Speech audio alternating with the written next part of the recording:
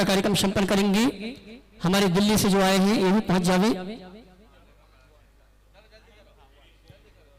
हाँ जी, श्री भाई सब आ जावे। प्रभु नाम जपने से नवजीवन मिलता है, तन मन का मुरझाया उपवन खिलता है। मैं सम्मान से आमंत्रित करूंगा श्रीमान रमेश सिंह जी, कलर कॉलोनी निर्माणा। रमेश सिंह जी सादर आमंत्रित करूंगा, भैया है मंच पर स्थान ग्रहण करें और आज की मांगलिक क्रिया हमारे यजमान परिवार के माध्यम से संपन्न करें। कन्हैया लाल जी आप भी जाए मंच पे। और आइए शास्त्र भेंट करने के लिए मैं आमंत्रित करूंगा हमारे इस चातुर्मास के मुख्य यजमान पाटौदी परिवार के साथ साथ हमारे गुणायतन परिवार के समस्त ट्रस्टी आएंगे। परम पूज मुनिवर के कर कमला में शास्त्र भेंट और पाठ प्रचार की विधि क्रियाएं बाद में होगी, प्रवचन का समय होगी, उससे पहले प्रवचन। और आइए चलते हैं, सबको आशीर्वाद। प्रातःकालीन बेला में पारसल जलवाणी चला और प्रमाण के माध्यम से इस कार्यक्रम को चलिए माइक दीजिए। यह व्यवस्था रोज रखेगा। हमारा 8:35 का समय निर्धारित है प्रवचन का। हाँ, इसलिए इस समय को बिल्कुल ध्यान में रख के काम कीजिएगा। चलिए ओम ओम। बाकी फॉर्मेलिटीज बाद में। सभी लोग अपने दोनों हाथ जोड़ लें और मेरे साथ महामंत्र के स्मरण के लिए अपना मानस तैयार करें।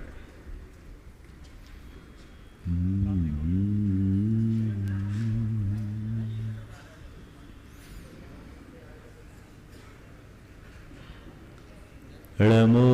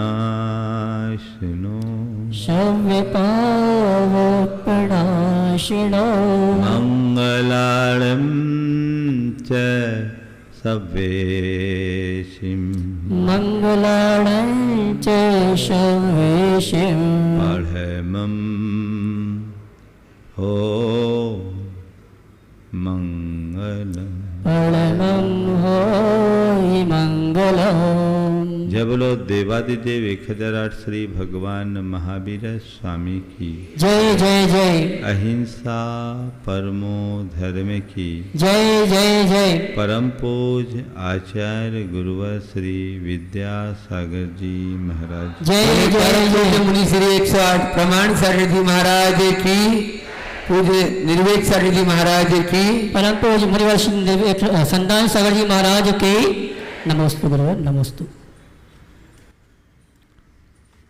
धर्म अंतरंग की परिणति है।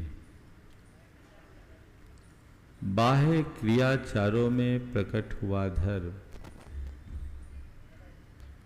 उथला धर्म होता है। धर्म का मूल स्रोत हमारा अंतस्करण है। जब हमारे अंतस्करण में धर्म की अभिव्यक्ति होती है तो उसका प्राकट्य हमारे बाह्य क्रियाचारों में अवश्य होता है। लेकिन बाहर धर्म हो तो यह कोई जरूरी नहीं कि हमारे भीतर में भी धर्म हो। कल मैंने आप सबसे बात की थी कि हम अपनी बाहरी धार्मिक क्रियाओं को करके एक प्रकार से आत्ममुग्ध हो जाते हैं कि हमने बहुत कुछ कर लिया, जबकि धर्म का मूल प्रयोजन हमसे छिटक कर बहुत दूर चला जाता है। हमारी पूरी कोशिश होनी चाहिए अंतरंग तत्व को संभालने की, पर अंतरंग तत्व को तभी संभाल पाएंगे जब हम उसे पहचानेंगे। कल मैंने धर्म के अंतरंग रूप की चर्चा करते हुए 4 बातों से अपने बात की शुरुआत की थी। Self discipline, self control, self confidence और सेल्फ सेटिस्फैक्शन। आज उसी बात को आगे बढ़ा रहा हूं।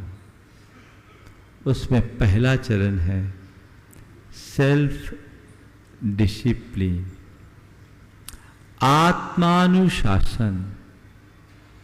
अनुशासन सब चाहते हैं, लेकिन सब दूसरों को अनुशासित करना चाहते हैं, दूसरों को अनुशासित देखना चाहते हैं।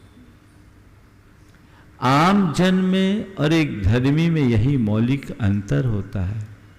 आम जन दूसरों पर अनुशासन करना चाहते हैं, दूसरों को अनुशासित करना चाहते हैं, और धर्मी खुद पर अनुशासन रखता है और खुद को अनुशासित देखना चाहता है।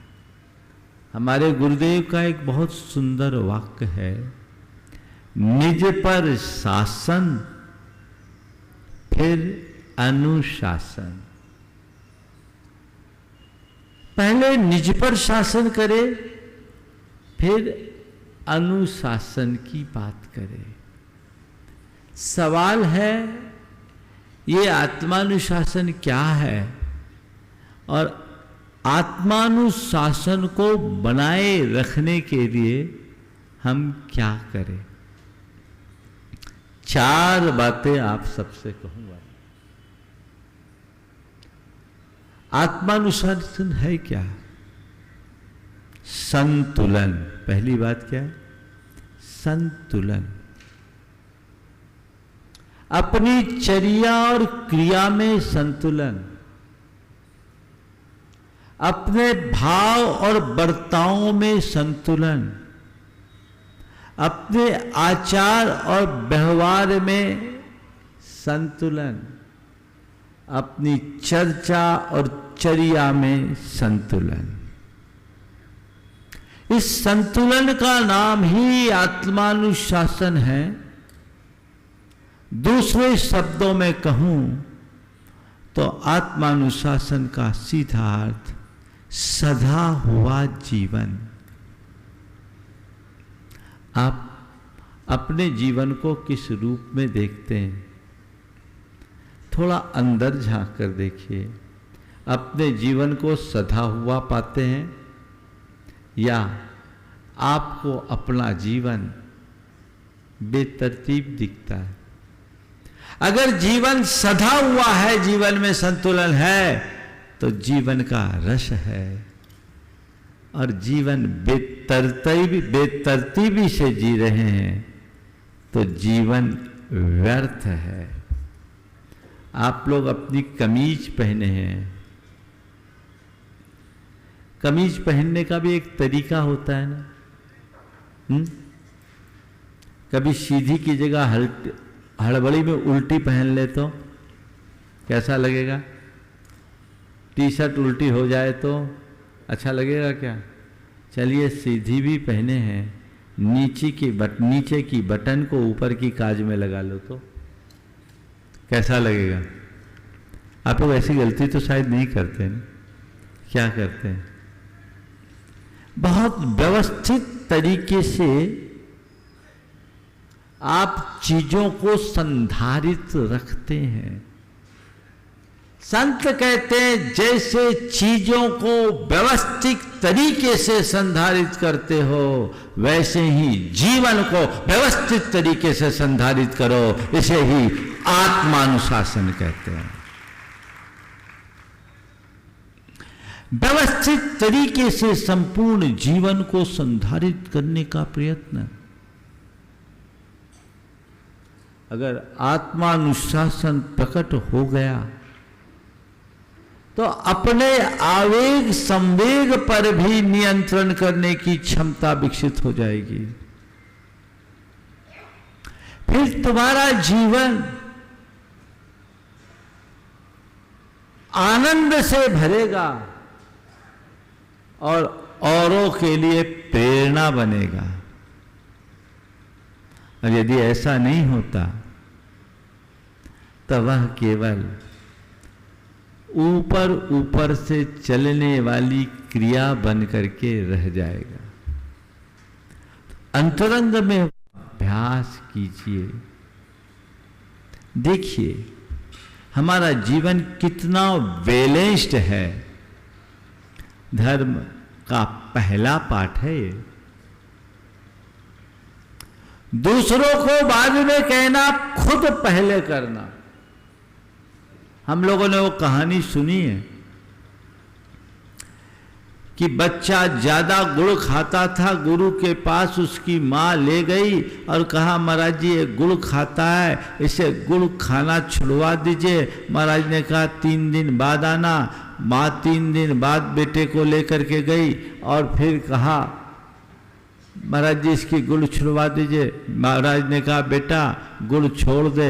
बेटे ने गुड़ छोड़ दिया, लेकिन माँ के मन में सवाल खड़ा हुआ, महाराज इतनी छोटी सी बात थी, आप ये 3 दिन पहले भी कर सकते थे, आपने इतनी छोटी सी बात के पीछे 3 दिन बाद क्यों बुलाया? तो गुरु महाराज ने कहा क्या बताऊं, जिस दिन तुम इस बेटे से गुड़ छुड़ाने की बात कर रही थी उस समय मैं खुद गुड़ खाता था, और यदि मैं गुड़ खाऊं और सामने वाले को गुड़ छुड़ाने की बात करूं तो उसका क्या असर पड़ेगा? निज पर शासन फिर अनुशासन। वही कहो जो करो कर सको। दूसरों से जो अपेक्षाएं रखते हो उसे पहले अपने जीवन में चरितार्थ करो।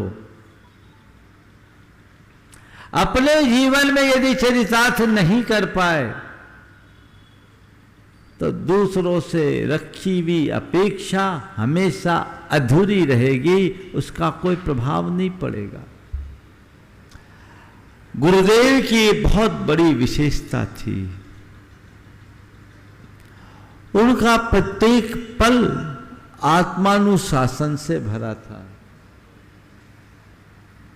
वो जो कुछ हम लोगों को कहते थे उससे कई गुना खुद करते थे, और पहले खुद करते तभी हम लोगों को कहने की बात करते। उसका एक प्रभाव था कि हम लोग उनकी किसी बात की अवहेलना करने की हिम्मत भी नहीं कर सकते थे, सोच भी नहीं सकते थे। तो ये प्रभाव आत्म अनुशासन का संपूर्ण जीवन को सधा हुआ रखिए।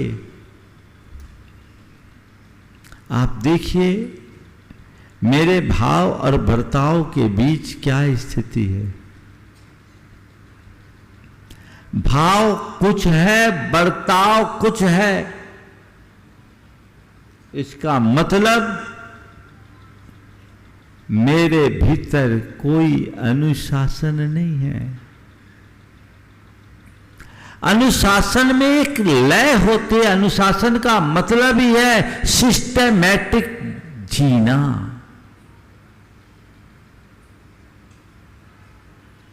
आप चींटियों को चलते हुए देखें, चींटियां पंक्तिबद्ध चलती, लाइन से चलती चलती, उनका जीवन बड़ा तरतीब होता है। यदि आत्मानुशासन जीवन में प्रकट हो गया तो हमारा जीवन भी एक लय से भरेगा, एकदम व्यवस्थित और तरतीब होगा। और यदि ऐसा नहीं है तो कभी इधर कभी उधर। जिस मनुष्य की सोच विखंडित हो, जिस व्यक्ति की चर्या में भटकाव हो, जिस व्यक्ति की क्रिया में बिखराव हो और जिस व्यक्ति के व्यवहार में विशृंखलता हो, उसके जीवन में आत्मानुशासन कभी नहीं आ सकता। आत्मानुशासन आते ही सोच केंद्रीकृत हो जाती है, चर्या व्यवस्थित हो जाती है, व्यवहार शालीन हो जाता है और हमारा बर्ताव मधुर बन जाता है। आपने वीणा देखी? वीणा में 7 तार होते हैं।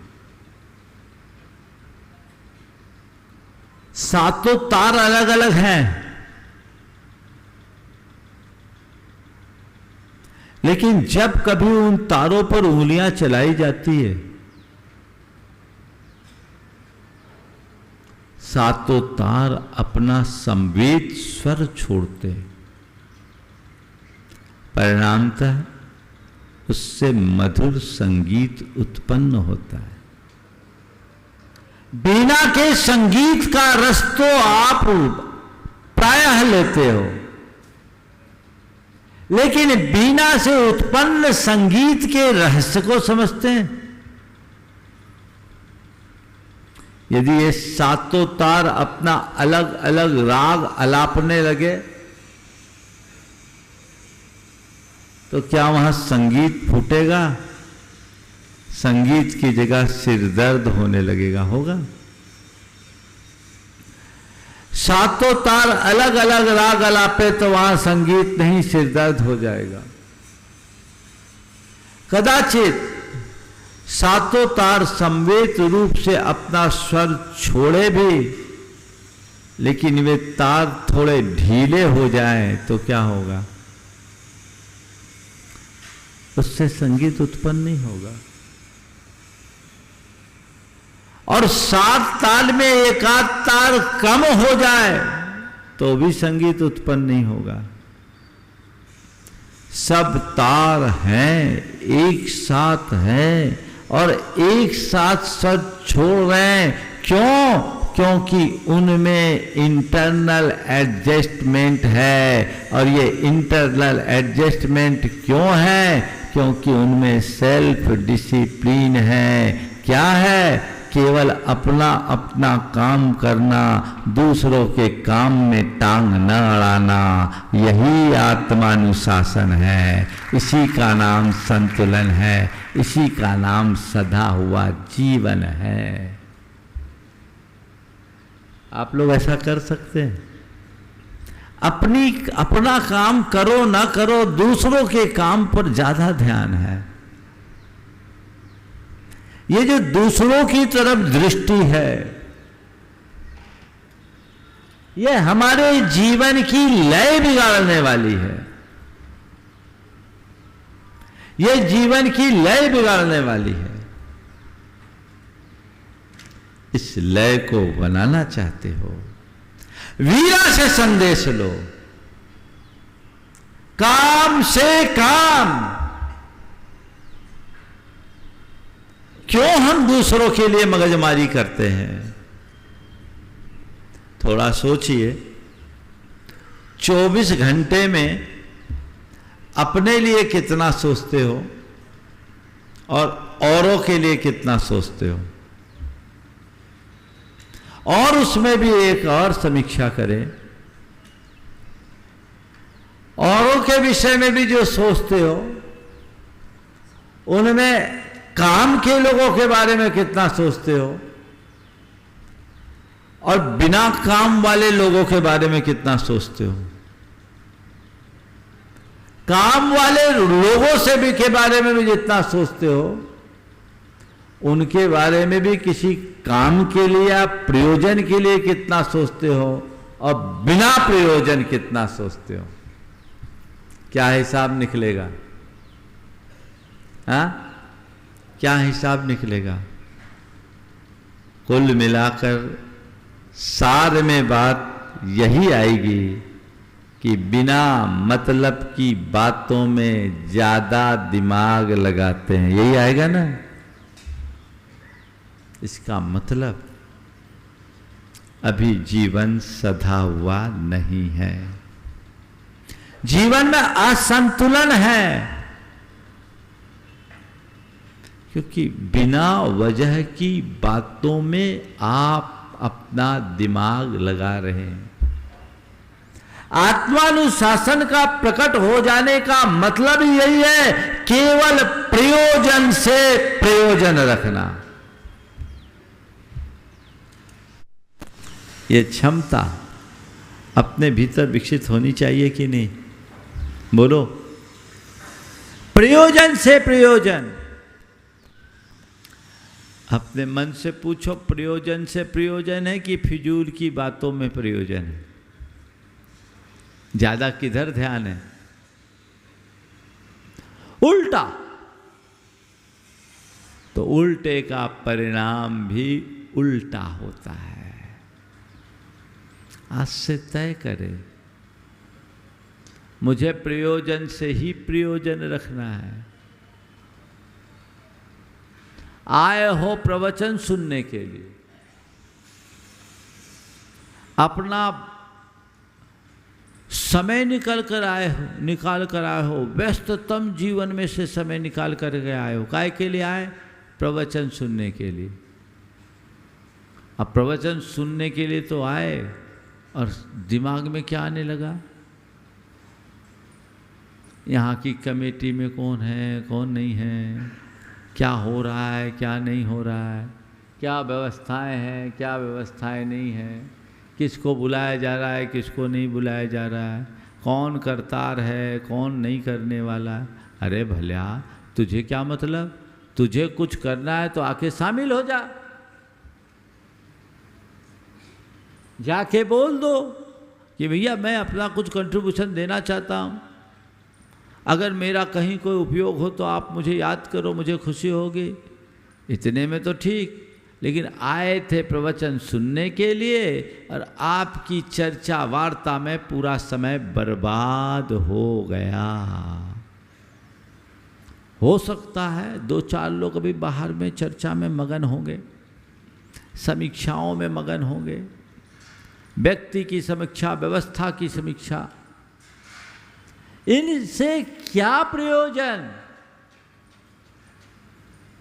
हमारे यहाँ शास्त्रों में कहा गया, पर चिंता धमा धमा। कभी इस पर विस्तार से चर्चा करूंगा। संतुलन, सधा हुआ जीवन होना चाहिए। व्यवस्थित जीवन शैली को अपनाइए, तब जीवन का रस प्रकट होगा। दूसरी बात, ये संतुलन आएगा कैसे? जब समझ होगी। धर्मी का जीवन सधा हुआ होता है क्योंकि उसके अंदर समझ होती है। समझ किसकी? खुद की। मैं कौन हूं और मेरा क्या है। आप लोग सब समझदार हो, समझदार हो कि नहीं? बोलो। हाँ, थोड़ा जोर से तो बोलो। और जोर से बोलो जहाँ तक आवाज़ आ सके। समझदार हो ना? हाँ, सब समझदार हैं। अब आप कितने समझदार हैं, अगर पोल खोलूं तो सब समझ में आ जाएगा, है ना? आज के समझदारों की कहानी बताऊं। एक बहन जी सब्जी लेने के लिए गई, 1 पाव टमाटर खरीदा, सब्जी वाले ने थैले में डाल दिया। उसके बाद 5 किलो कद्दू लिया। कद्दू लेने के बाद बोला इसी थैले में डाल दो। पहले टमाटर लिया, बाद में कद्दू, बोला इसी में डाल दो। सब्जी वाले ने थोड़ा संकोच किया, बोले बहन जी कैसे डालूं? बोले डाल दो, तुम क्या समझते हो, मैं पढ़ी लिखी हूं, मैं MBA हूं। अब वो भला क्या करता, उसने कद्दू डाला, फिर क्या हुआ, टमाटर का कचूमर निकल गया और क्या हो गया। तो ऐसे समझदारों का क्या काम? समझ क्या है? समझा समझा एक है, अन समझा सब एक, तिनको समझा जानिए, जिनके घट में विवेक। विवेक हो तब अपने आप समझ होगी। ये विवेक ही समझ है। मैं कौन और मेरा क्या, ये आध्यात्मिक समझ होगी तो आत्मानुशासन स्वतः प्रकट होगा। और इस समझ के अभाव में बातें चाहे जो कर लो, जितनी कर लो, भीतर कुछ भी नहीं घटेगा। हर पल ये समझ बना के रखना चाहिए कि मैं कौन हूं और मेरा क्या है।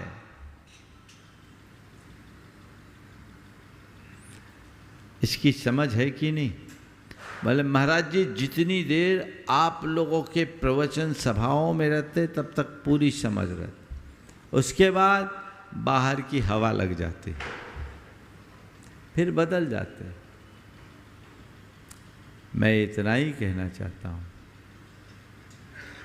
कि तुम अपने आप को इस तरीके से प्रिपेयर कर लो कि बाहर की हवा का तुम पर प्रभाव न पड़े, बल्कि तुम जहाँ खड़े हो वहाँ की हवा बदल जाए। ये प्रयास होना चाहिए, वहाँ का वातावरण बदले, वहाँ एक नई बयार बहे। ये प्रयास अंदर से होना चाहिए। अगर अंदर समझ हो जाए तो फिर कुछ कहने की जरूरत नहीं। एक बात गांठ में बांध लो, आध्यात्मिक चेतना के जागरण के बिना जीवन का रूपांतरण असंभव है। तुम कितना भी धर्माचार करो, तुम्हारी प्रवृत्ति बदल जाएगी, मनोवृत्ति नहीं बदल पाएगी। प्रवृत्तियों को बदलना बड़ा सरल है, मनोवृत्ति का बदलना बहुत कठिन है। संत कहते हैं असली परिवर्तन तो मनोवृत्ति में होना चाहिए। सोच में परिवर्तन, चिंतन में परिवर्तन, वह परिवर्तन जीवन का काया पलट कर दे। दृष्टिकोण होना चाहिए। वैसा परिवर्तन अपने भीतर घटित कीजिए। मनोवृत्ति जब समझ में आने लगे मैं कौन हूं और मेरा क्या है, तो जो मैं हूं ही नहीं, जो मेरा है ही नहीं, उसमें मैं अपना ज्यादा दिमाग क्यों लगाऊं। इतनी समझ होना चाहिए कि नहीं? मैं आपसे पूछता हूं, व्यवहार जगत में आप सड़क चल रहे हो, कोई अननोन आदमी आपस में बहस कर रहे हैं और एक दूसरे से मार पीट पर भी उतारू हो गए, आपकी दृष्टि पड़ती है, आप क्या करते हो? क्या करते हो? निपटाने जाते हो? हाँ, निपटाने जाते हो क्या? नहीं ना। अगर भूलवश चले जाओगे तो हाँ, आप ही निपट जाओगे। एक बार दो व्यक्ति की आपस में बहस हो रही थी। एक आदमी थोड़ा पहलवान था, आपस में बहस हो रही थी, बोले एक घूंसा दूंगा तो तेरे 64 बाहर आ जाएंगे, बोले एक घूंसा दूंगा तो तेरे 64 बाहर आ जाएंगे। एक आदमी वहीं खला खला सब माजरा देख रहा था, कहा दांत तो 32 होते 64 क्यों? दांत तो 32 होते 64 क्यों गिने? बोले मुझे मालूम था तू बीच में बोलेगा इसलिए 32 तेरे भी गिन लिए। इसलिए समझदार आदमी जिससे प्रयोजन नहीं उसमें कोई ध्यान नहीं देता ना। आप लोग देते हो? हाँ भाई होगा, हमें क्या मतलब। ऐसे ही जब अंतरंग में आत्मा और अनात्मा की समझ आ जाती है तो अनावश्यक बातों में चित्त जाता ही नहीं। हमें क्या मतलब होगा, हमें क्या मतलब, बस ऐसी सोच विकसित कर लीजिए। ये समझ आ जाए तो सब आ जाएगा। हर पल ये देखिए मेरी समझ सुरक्षित है या नहीं। जिस पल समझ सुरक्षित, जब तक समझ सुरक्षित है कोई दिक्कत नहीं, और समझ के खंडित होते ही हमारा जीवन विखंडित हो जाता है। और समझ का दूसरा व्यवहारिक अर्थ है उचित अनुचित का बोध, औचित्य का भान। अगर आपके अंदर औचित्य बोध हो जाए, औचित्य का भान हो जाए, तो आपके अंदर का अनुशासन अपने आप बनेगा, फिर कुछ कहना ही नहीं पड़ेगा। ये हमें विकसित करना चाहिए। औचित्य गुण को एक उत्तम गुण के रूप में गिना गया है।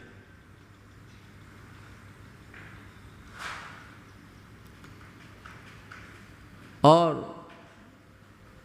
ऐसा कहा गया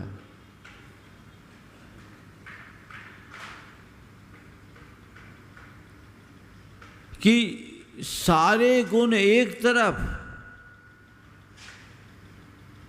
औचित्य गुण में एकत्र गुण राशि में एकतः, सर्वे गुणा द्रुमायन्ते औचित्य गुण योगतः। एक तरफ औचित्य गुण है और एक तरफ सारे गुणों का ढेर। जहाँ औचित्य गुण आता है वहाँ सारे गुण अपने आप पनप जाते हैं। उचितानुचित का बोध ये समझ देता है, और ये समझ दो तरीके से आती है। एक तो खुद के अनुभव से और दूसरा संसर्ग से। अच्छे समझ संपन्न लोगों के संपर्क में रहोगे, संसर्ग में रहोगे, तुम्हारे अंदर की समझ विकसित होगी और तुम अपने पुराने अनुभवों की से पाठ पढ़ोगे, तुम्हारे भीतर समझ विकसित होगी।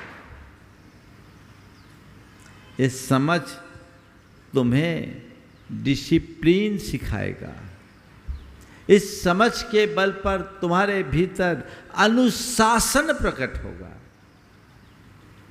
तो दूसरी बात, आत्म अनुशासन के लिए समझ होनी चाहिए। एक धर्मी व्यक्ति के जीवन में आत्मा जीवन बड़ा सधा हुआ होता है, क्योंकि उसके अंदर समझ होती है, और ये समझ इसलिए बरकरार रहती है क्योंकि वो हर पल सजग रहता है। तीसरी बात क्या है? सजग। जीवन में सजगता, जागरूकता होनी चाहिए, तत्परता होनी चाहिए। आप थोड़े से भी अजागरूक हुए, मामला गड़बड़। हर पल अवेयरनेस आत्मानुशासन के लिए बहुत जरूरी है, और जिसके अंदर आत्मानुशासन होता है वो उसके अंतरंग में ये सजगता स्वतः प्रकट होती है। अपने लक्ष्य के प्रति जागरूक तो होना ही चाहिए ना। जो मनुष्य अपने लक्ष्य के प्रति सतत जागरूक होता है वही लक्ष्य की उपलब्धि कर पाता है, और जो लक्ष्य से विमुख हो जाता है वो कभी भी लक्ष्य तक पहुंच नहीं पाता। मेरा लक्ष्य क्या है? आप सब धर्म धारण कर रहे हैं, क्यों कर रहे हैं? जीवन को सुखी बनाने के लिए ना। बोलो हाँ, थोड़ा ऐसे सुस्त सुस्त बोलोगे तो हमें मज़ा नहीं आता। काय के लिए कर रहे हो? बोलो, थोड़ा जोर से बोलो। जीवन को सुखी बनाने के लिए हमने धर्म किया, जीवन को सुखी बनाने के लिए, तो हमें इस बात का ख्याल तो रखना ही है कि कहीं मैं दुखी बनने वाले रास्ते पे तो नहीं जा रहा हूँ, मैं अपने रास्ते से भटक तो नहीं रहा हूँ, कहीं मैं रास्ता तो भूल नहीं रहा हूँ। ये जागरूकता रखनी चाहिए कि नहीं? बोलो हाँ। इंदौर से निकले दिल्ली जाने के ख्याल से और बॉम्बे के रास्ते पे निकल गए, क्या होगा? हाँ, क्या होगा? थोड़ा जोर से बोलो, थोड़ा मामला गड़बड़ हो जाएगा ना। एक आदमी राजधानी में बैठ गया, उसे दिल्ली से मुंबई जाना था, और संयोग से वो कोलकाता की राजधानी में बैठ गया। दिल्ली में वो कोलकाता की राजधानी में बैठ गया और उसको मुंबई जाना था। अब जब ट्रेन चलने को हुई तो चलने लगी, तो उसने नीचे वाले से पूछा कि भैया आप कहाँ जा रहे हैं? बोले मैं मुंबई जा रहा हूँ। बोले आप मुंबई जा रहे हो? बोले हाँ। बोले आपको कहाँ जाना? बोले कोलकाता जाना है। बोले कोलकाता जाना है? अरे ये तो मुंबई की ट्रेन है, आप कोलकाता वाले में कैसे बैठ गए? बोले मैं अपनी सीट पर बैठा हूँ, देखो मेरी ट्रेन है और मेरे लिए लिखा A44, मैं A44 पर बैठा हूँ, अपनी सीट पर बैठा हूँ। बोले भैया सीट पर बैठे हो तो क्या हो गया, ये ट्रेन तो कोलकाता जाने वाली है। बोले तुम्हें पता नहीं, टेक्नोलॉजी बदल गई, नीचे की बर्थ मुंबई जाएगी, ऊपर की बर्थ कोलकाता जाएगी। अब क्या होगा? ऐसी टेक्नोलॉजी है क्या? नीचे की बर्थ मुंबई चले जाए, ऊपर की कोलकाता? ऐसे वो क्या बोलोगे? इसलिए एक ही स्टेशन में चाहे कितनी भी ट्रेनें खड़ी हो, सब एक ही रंग की हो, अलग अलग प्लेटफार्म पर हो, तुम्हें जानना जरूरी है कि ये ट्रेन कहाँ जाएगी। ये समझ, ये सजगता जरूरी है। थोड़ी सी चूक हो तो कहीं के कहीं पहुंच जाओगे। मेरा जीवन सही जगह पहुंचे, इसी ध्येय का नाम तो आत्मानुशासन है। मैं सही जगह पहुंच सकूं, सही स्थिति में बने रहूं, मेरी अवस्था सही बनी रहे, मेरी परिणति सही बनी रहे, इसी समझ का नाम आत्मानुशासन है। और ये तभी प्रकट होगा जब हम अंदर से सजग रहेंगे। सजगता चाहिए कि नहीं? आप लोग बाकी मामलों में तो बहुत सजग रहते, 24 घंटे चौकन्ने रहते कि नहीं रहते? अपने व्यापार के मामले में, दुनियादारी के मामले में आपसे अवेयर तो कोई नहीं होगा, लेकिन खुद के मामले में अरे महाराज वो सब तो चलता है, हमें उससे कहाँ लेना देना। ये तो आप लोगों के सामने आ जाते हैं तो उतनी देर सुनना पड़ता है। ऐसा तो नहीं है? सुनते हो कि सुनना पड़ता है? एक बार एक ने कहा, महाराज मैंने कहा कि आजकल तुम्हारी बड़ी अध्यात्म में रुचि सी दिख रही है। बोले रुचि फुची कहाँ महाराज, आप आ गए सो हमें आना पड़ता है, क्योंकि सारे रिश्तेदार आपसे जुड़े हैं, नहीं आए तो रोज़ उनके फ़ोन आ जाते हैं। ऐसे लोग भी सारे रिश्तेदार आपसे जुड़े हैं, नहीं आए तो फ़ोन आ जाते हैं, तुम दिखे नहीं। और अब तो कैमरा सब पर घूमता रहता है, सारा हिसाब किताब लग जाता है, बड़ी मुश्किल है। तो कुछ लोग ऐसे हैं, यहाँ भी होंगे, हमें पता है, सब प्रकार के ग्राहकों को हम जानते हैं। लेकिन मैं तो कहता हूँ रिश्तेदारों से प्रेरित होकर के भी आओ ना, तो हो सकता है कल तुम्हारी परिणति ऐसी हो जाए कि तुम औरों को प्रेरित करने लगो। कैसे भी आओ। तुलसीदास कहते हैं, तुलसी अपने राम को रीझ भजो चाहे खींच। तुलसी अपने राम को रीझ भजो चाहे खींच, खेत पड़ो जम जाओगो औंधो सीधो बीज। खेत में बीज डलना चाहिए, एक बार बीज पड़ जाए तो उसको अंकुरित होना ही है। तो चिंता मत करो, तुम आओ या आना पड़े भी तो चिंता मत करो। एक बार आना पड़ेगा, दोबारा खुद तुम आओगे, और आओगे नहीं, अकेले नहीं आओगे, 2-4 को ले करके आओगे। यही तो उपलब्धि है। ये प्रयास करना है। आत्म अनुशासन के लिए सजगता अत्यंत आवश्यक है। सजग रहिए। और चौथी और आखिरी बात, क्योंकि 2 ही मिनट बचे, सक्रियता। सजग होने के साथ सक्रिय भी बने। जागरूक होना मात्र पर्याप्त नहीं है, गतिशील होना भी जरूरी है, क्रियाशील होना भी जरूरी है। जब तक आप में सक्रियता है, चीजें अपने फंक्शन में हैं, सब कुछ व्यवस्थित होगा। और जब आप निष्क्रिय हो जाएंगे, सब चीजें तहस नहस हो जाएगी। अपनी सक्रियता को बनाइए। और एक बात बताऊं, हर क्षेत्र में, चाहे लोक हो या लोकोत्तर, जब तक आप सक्रिय हो तभी तक आपकी प्रासंगिकता है। जो अपनी सक्रियता खो देते हैं, उनकी प्रासंगिकता भी खो जाती है।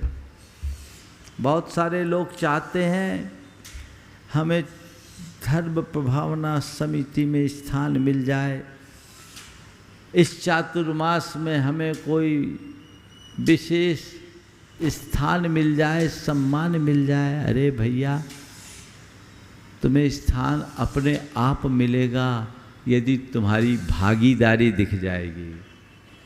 बिना भागीदारी के तो कुछ नहीं होते। सक्रिय रहोगे, प्रासंगिक बने रहोगे, और जिस दिन निष्क्रिय हो जाओगे तुम्हारी प्रासंगिकता समाप्त हो जाएगी, किसी भी क्षेत्र में क्यों न चले जाओ। आपने जुगनू को देखा, जुगनू जब तक क्रियाशील रहता है उसमें चमक बनी रहती है, और जैसे ही जुगनू रुकता है उसकी सारी चमक खत्म हो जाती है। मैं आपसे कहता हूँ, अपनी जीवन की चमक और दमक बनाए रखना चाहते हो, अपने जीवन की चमक और दमक बनाए रखना चाहते हो, सतत क्रियाशील रहो, सक्रिय बने रहो। जिस दिन तुम्हारी क्रिया शून्य हो जाएगी उसी दिन तुम्हारा तेज नष्ट हो जाएगा, तुम्हारी प्रासंगिकता समाप्त हो जाएगी। तो आत्मानुशासन के लिए जीवन को संतुलित रखे, जीवन में समझ रखे, जीवन में सजगता रखे और सक्रियता रखे। जीवन आत्मानुशासन से ओतप्रोत होगा। बंधुओं, कल का दिन